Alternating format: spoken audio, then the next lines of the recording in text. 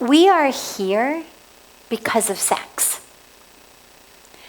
We all better be really grateful to sex or we wouldn't be here.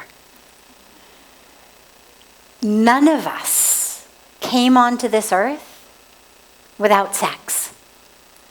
So clearly sex, therefore, must be a good thing, because if all sex stopped, there would be no more people. So you cannot be anti-sex. I mean, to be anti-sex is to be anti-creation. To be anti-sex essentially says the human race should die out after me.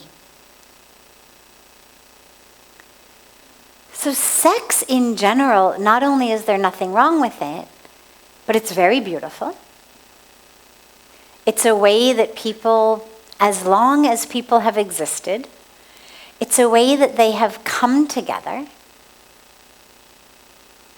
to connect with each other and to make more people. So absolutely nothing wrong with it. Beautiful. There is nothing to be ashamed of. However, just because something is beautiful doesn't mean that it should be handled recklessly or indiscriminately. Chocolate is nice.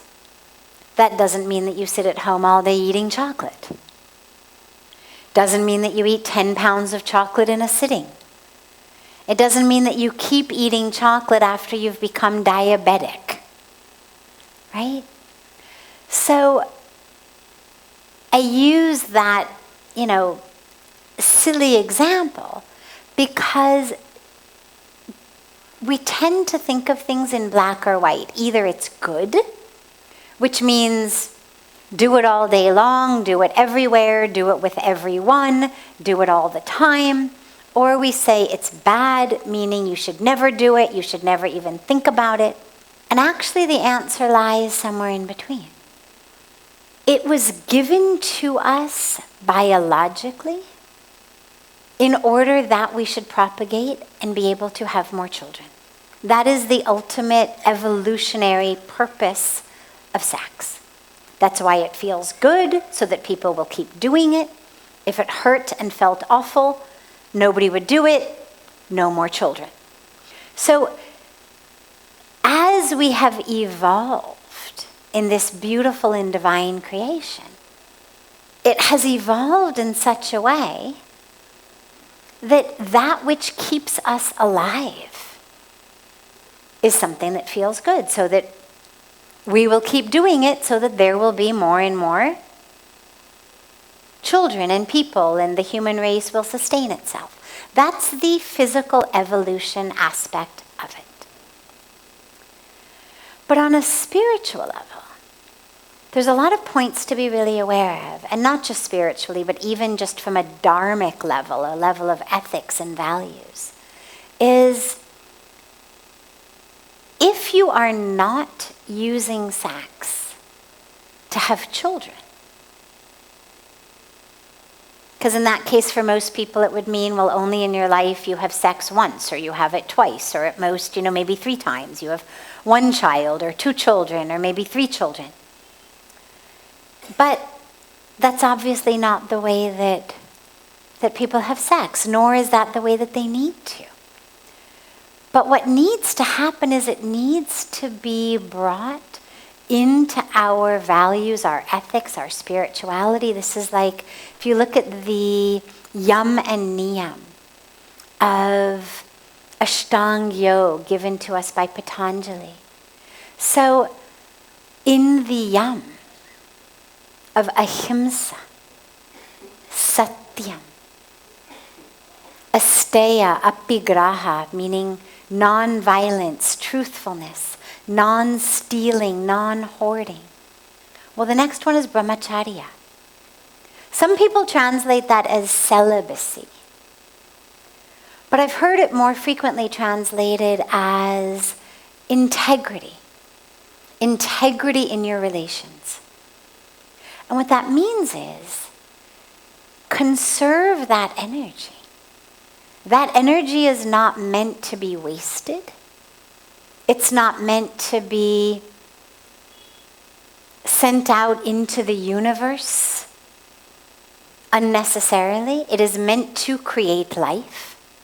It is meant to take you closer to God in a very, very spiritual, very committed, very monogamous relationship.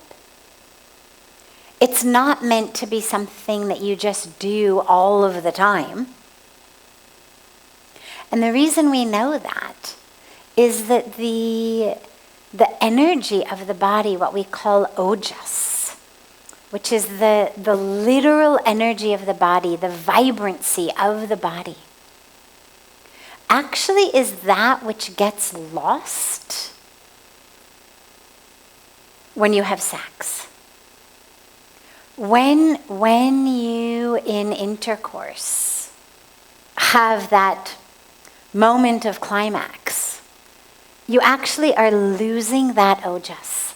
And that's why our sages and our saints and our rishis, even those who were not celibate monastics or sannyasis, one of the things that they all emphasized was conserving your ojas.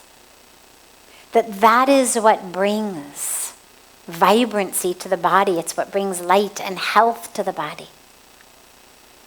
I've heard spiritual masters and teachers and gurus over the many, many years I've been in India.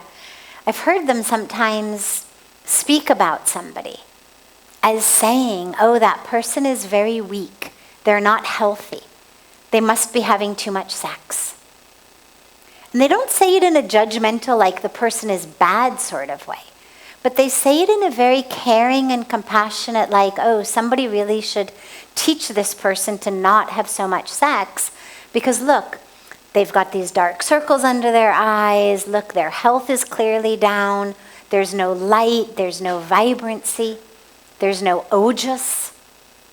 Must be because they are losing that vital energy of the body.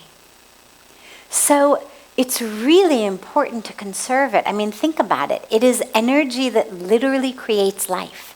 Think about how powerful that energy must be. And by the way, interestingly, but also sadly for so many people, simply thinking a lot about sex, even if you're not actually doing it, also depletes our ojas a lot. So it's not just a matter of, grit your teeth and restrain yourself, but it's actually a matter of purifying the mind and transforming the mind to see. When you look at another being, instead of seeing them as a potential sex object or a potential sexual partner, that you see them as the divine. And when that purification arises, then you're able to connect to people soul to soul.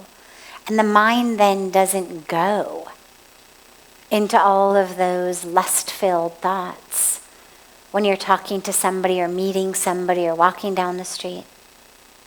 So unless you are destined to be a sanyasi, a monk, a renunciant, then there's nothing wrong with sex. Nothing to be ashamed of.